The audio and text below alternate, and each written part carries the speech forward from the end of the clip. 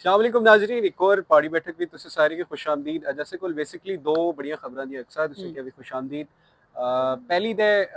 आज़ाद कश्मीर बज़ाहिर एक जड़ा सियासी हलचल सी जम्मू कश्मीर जॉइंट अवामी एक्शन कमेटी ने एहतजाज तो बाद और अस दिखना कि फिल वक्त जड़ी दी कुछ वो हद उससे तक कि वो। गर्द बैठने हाँ। नजरिए नहीं क्या कि आज़ाद कश्मीरी एक जड़ा इस्लामाबाद ने वफाकी हुकूमत ने एक जड़ा सिलसिला सा एक निज़ाम नया निज़ाम इंस्टॉल किया वो मुकम्मल हो गया और आखिरी जड़ी अपॉइंटमेंट सी अपोजिशन लीडर ने शाह गुलाम कादिर साहब मुस्लिम लीग नून ने वो भी अपोजिशन लीडर नामजद हुई है। अगले 8 महीने बड़े अहम दे 607 महीने खैर उन रही है इंतखाबात तक किस तरह तुस दिखना बिल्ड अप इंतखाबात की गल्ला और क्या तुस अगे सिनेरियो दिखना सियासी कश्मीर च। अच्छा अच्छा, जितना तक वाली गल नए वज़ीर-ए-आज़म मुंतखब नसी हुए ने अनवारुल हक के से उसकी कबल तो सूरत मुख्तलिफ सी बतौर उस कश्मीर की मेजोरिटी आवाम थी उसने ये तासर था कि वो एक्शन कमेटी की चूंकि सपोर्टर्स दी बड़ी तादाद भी ते ओ कुछ इलेक्शन ने बायकॉट की खबरें भी चली सी कुछ मिला जुला तासर आता था क्योंकि बाकायदा ना अपोजिशन सी और ना कोई इस तरह अगर हुकूमत अंदर भी देखो ना कोई खाते कोई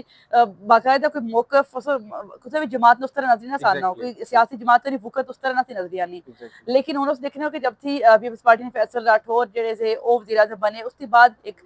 सियासी जमातों ने मिला थोड़ी बहुत जान पकड़ी कश्मीर की सियासत अंदर। वो अपने आप को जो मनवाली पीपल्स पार्टी जी थी उसको बहुत कम दौरानिया था लेकिन वो कोशिश उन्होंने ये उसी कि अपने आप का मैं अवाम उन्हें अंदर। सिंपलीफाई करा अगर तो उन्हें टास्क ये दिया गया ना हम्म, अच्छा कि तुस एटलीस्ट लोगों की दसा के थे एक ढांचा था हुकूमती बिल्कुल। ढांचा था हाँ। अपोजिशन भी थी और सियासी जमातां दी जेहड़ियां लोगों कन्नै इंटरेक्ट करनी पीपल्स पार्टी जेहड़े वज़ीर आज़म थे उन्हें की हम्म, टास्क बेसिकली ये दिता गया ना कि हम्म, लोगों की दसा के अस भी थे इथे आले आले बिल्कुल बिल्कुल सियासी रिलेवेंट है। जमात वाले मौजूद दिया। हाँ और उसके बाद जेड़े तुसें दस्सेआ कि अपोजिशन लीडर जेड़े थे वो नामजद हुए शाह गुलाम कादिर उसके बाद एक अपोजिशन ने किरदार कश्मीर अंदर जेड़ा सो कदा देखिया ना वैसे बिल्कुल क्लियरली कदा भी कोई चीज उस कोई मौकिफ उन्होंने या कोई अपोजिशन किरदार उस नजर नहीं आया वो भी एक अगर देखना कि इस जेड़ा 6 से 7 महीने दौरान था इस अंदर उसमें क्या किरदार उसी बिल्कुल वो असेंबली अंदर उन्होंने क्या किरदार उसी तो अवाम अंदर की चूंकि इलेक्शन थी पहले देखने के बड़ा एक सरगर्म हो जाने सारे कोई इस तरह बड़ी तहरीक चला पिया जेडी मुहिम होनी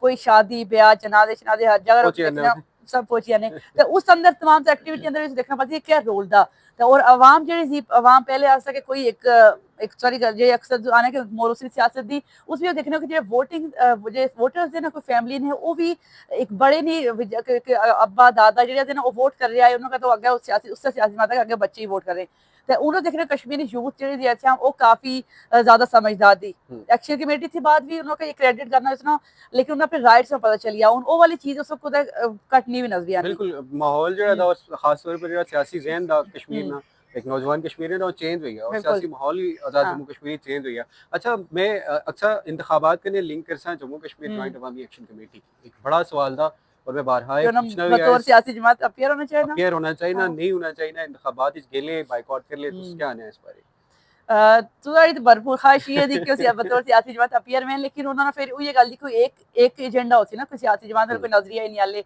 तो आने कि अवाम ने मफाद जेड़े जे अवाम ने जेड़े हुकूक दे उन्होंने पैशन मेन ही आता उन्होंने मकसद ही आता कि वो अवाम का लबे से गला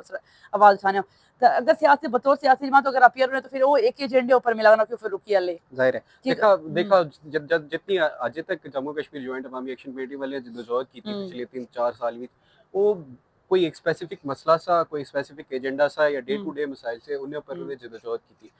इलेक्शन या इलेक्टोरल पॉलिटिक्स जेह्ड़ी एक बिल्कुल मुख्तलिफ चीज़ दी अक्सर और इसका तुसें एक सियासी मंशूर चाहिए होना अगर तुस अपने आप की एज अ सियासी पार्टी रजिस्टर कराने दिया उसी तुसें की एक सियासी मंशूर देना पैसी लोकें की जेह्ड़ा कि मैं समझना कि फिल वक्त तक जम्मू कश्मीर जॉइंट अवामी एक्शन कमेटी की जेह्ड़ी क्यादत थी वो हाले तक लोकें की दित्ते च कामयाब नहीं हो सकी। बिल्कुल। अस अस एज जर्नलिस्ट असें कम दा कि अस गलत तुकी भी रखा ते दुरुस्त जेह्ड़ी चीज़ां दा ओह् भी चीज़ें लोकें ने सामने रखा। जम्मू कश्मीर जॉइंट अवामी एक्शन कमेटी की मड़ेआ अगर मशवरा मन्ने तो उन्हें केह् करना चाहिए कि लोकें कन्नै ज़्यादा से ज़्यादा इंगेज करना चाहिए दीनी लोकें की अपना सियासी नुक्ता नज़र उन्होंने सामने रखना चाहिए दीनी इंतखाबात हिस्सा लेना ना लेना बाद नहीं गलती एटलीस्ट लोकें की पता तो है कि अगर जम्मू कश्मीर जॉइंट अवामी एक्शन कमेटी इंतखाबात कैसी तो बाकी सियासी जमातें को मुख्तलिफ किया उसकी वोट किए दिए वो मिलानो के बहुत क्लियर ऑडियंस दे जहने जो चीज थी कि एक्शन कमेटी मुख्तलिफ कोई नहीं थी लेकिन वो वाली गल तो सारी देखने होती कि इलेक्शन में आया कि वो हिस्सा इन ले यानी ने देखा वो उन्हें अच्छा पॉलिसी थी। जदों तो स्टेट की रन करने ना तो उसका तुसे एक पॉलिटिकल रोड मैप देना पैना था। ठीक है आइन अगर तुस कानून के तहत अगर होने तुस चाहिए इससे तमाम। जड़ा निज़ाम में मुआशी निज़ाम की गल करना एक बहुत लार्जर डिबेट थी जिसकी जिसकी होना चाहिए था लेकिन बदकिस्मती करने अक्सर ये कश्मीर ए वाली डिबेट इस टाइम शुरू नहीं दी तो सरिया के लोके की पता कि यार जम्मू कश्मीर जॉइंट अवामी एक्शन कमेटी सियासी जमातें को मुख्तलिफ थी मैं समझना इसके लोके की नहीं पता ਜਿਹੜੀ ਰਵਾਇਤੀ ਸੋਚ ਹੈ ਜਿਹੜਾ ਰਵਾਇਤੀ ਮੁਆਸ਼ੀ ਨਿਜ਼ਾਮ ਕਸ਼ਮੀਰ ਵਿੱਚ ਇਸ ਟਾਈਮ ਇਸਤਹਿਸਾਲੀ ਨਿਜ਼ਾਮ ਰਾਜ था आम आदमी ने इस्तेसाल जिस बुनियाद पर होना मैं न समझना कि जम्मू कश्मीर जॉइंट अवामी एक्शन कमेटी एक आम आदमी की दसी सकी अजे तक कि अगर अस इन इस्तेसाली निज़ाम ख़त्म करने तो क्या स्टेप्स होले इकदाम होले साड़ी क्या मुआशी पॉलिसी होली उसी के उसकी बुनियाद पर अस इस्तेसाली निज़ाम ख़त्म ठीक है तुसें आटे नहीं गड़ा हड़ताल की थी तुसें आटा सस्ता कराया तुसें बिजली सस्ती कराई लेकिन तुस लॉन्गर रन विच एक सिस्टमैटिक चेंज अगर अन लिया तुस कोई आन लिया तुसें क्या मुआशी पॉलिसी थी वो हाले तक लोगों की नहीं दसी गई लोगों की दसनी चाहिए थी और इलेक्शन के हवाले करने भी पहले अपना वो दसवें जाने को सियासत भी आने उसके बाद अगला स्टेप जो ये चीज ये नहीं क्लियर बेसिक अगर तुम उन्होंने खैर आज तक इस चीज़ का कोई ऐलान भी ना किया कि वो सामने देखने के ऐलान वाले 6 से 7 महीने थे देखने मजीद क्या डेवलपमेंट उसी एक और चीज़ मिस कर ऐलान अच्छा कश्मीर की खबर सोराब बरकत आज़ाद कश्मीर भागियाना से ताल्लुक था एक सहाफ़ी थे इस्लामाबाद बेच से उस एक कुछ रोज़ कबल जो है वो एक बैरून मुल्क जिला से उन्होंने एयरपोर्ट गिरफ्तार किया उसको क्या डिटेल दी मजीद की वजह क्या बनी गिरफ्तार यानी सारे पता भी उसी लेकिन उसको चाहे कि इस पर जरूर डिस्कशन हो यानी कश्मीर ने मुतालिक एक अहम इशू था तो सबसे पहले तो उस चलो शेयर करा तमाम तरह डिटेल दी फिर उस सोराब बरकत जेड़े दे ओ बागियाना रावलाकोट आज़ाद कश्मीर से उन्होंने बेसिकली उन्होंने ताल्लुक था लेकिन रहने हुए थे इस्लामाबाद ही से दे बेसिकली एक यूट्यूबर दे क्योंकि एक मतलब जर्नलिस्ट तो सहा मैंने सही सकना उन्हें कि इस तरह क्योंकि जर्नलिज्म जेडी सासी डेफिनेशन पढ़ी नहीं है जिस तरह जर्नलिज्म करने प्रॉपर उस तरह दे जर्नलिस्ट नहीं दे फिलहाल इस तरह यूट्यूब ऊपर आधे 60% तो लोग कट्टी छोड़ा के जर्नलिज्म नहीं बने ने बेशक कट्टी छोड़ा जैसे हर दूसरा बंदा एक सहाफ़ी बना ना देखा जिस तरह हर प्रोफेशन एक डेफिनेशन है मैं समझ जर्नलिस्ट की भी एक डेफिनेशन होनी चाहिए नहीं दी नहीं इस वजह से इस पेशे की बहुत सारे नुकसान हुए अजे तक इसके अलावा मैं समझा इसमें उन्हें की यूट्यूबर आसा मारूफ यूट्यूबर थे और उन्हें की एयरपोर्ट जिले से उन्हें की गिरफ्तार किया गया एयरपोर्ट उपरा और बेसिकली जड़ी उन्हें खिलाफ बाय द वे उन्हें की लाहौर कोर्ट डिस्ट्रिक्ट कोर्ट में पेश भी करी मजिस्ट्रेट ने सामने उन्हें ऊपर जी FIR दी उस FIR के मुताबिक उन्हें की गिरफ्तार इस कल्ला कितनी कि सनम जावेद खान जिन्हें ना नौने हाल शायद कश्मीरी था उन्हें नवी सनम जावेद खान नवी इंफॉर्मेशन इजाफा करी छोड़ा उन्हें ना उन्हें इंटरव्यू किया और इसका उन्होंने इस तरह कि ननियाल कश्मीर भी था इस तरह पे तुसी गिरफ्तार होने चाहिए ना दादे अली कश्मीर तो ये तो असल वजह और होती है वो नसर नाज़रीन असल वजह है कि सनम जावेद जेड़े थे वो बहुत क्रिटिक ने मौजूदा एस्टैब्लिशमेंट ने मिलिट्री एस्टैब्लिशमेंट ने और बहुत सख्त अल्फाज भी इस्तेमाल करी छोने बाज़ औक़ात और उन्हें इंटरव्यू जड़ा किया उसी सनम जावेद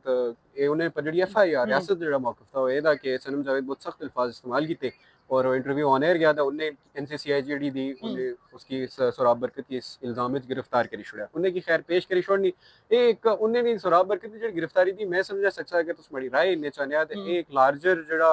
एक सिलसिला चला पिया ना पिछले 2-3 साल से ट्रैक डाउन ना मुखालफिन की सोच ऊपर एक जड़ी ऑपोजिट नुक्ता नजर रखे वाले लोग ने सोराब बरकत एज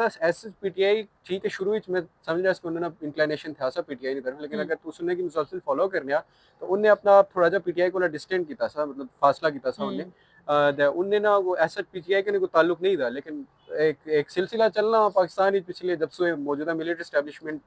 को होल्ड थे पावे थी तो मुखालफिन की इन्नी आवाज़ जड़ी दमानो नहीं देखने के सोराब बरकत ने आगे क्या उसी उन्होंने केस ने बारे तो सेगोल बहरहाल क्या इन्फॉर्मेशन दी इस बारे इन्फॉर्मेशन में कुल भी ये स्टेट तो दस्तिया नाज़रीन का चलो मजीद इस केस की कोई अपडेट हुई तो उसके लिए हाजिर होना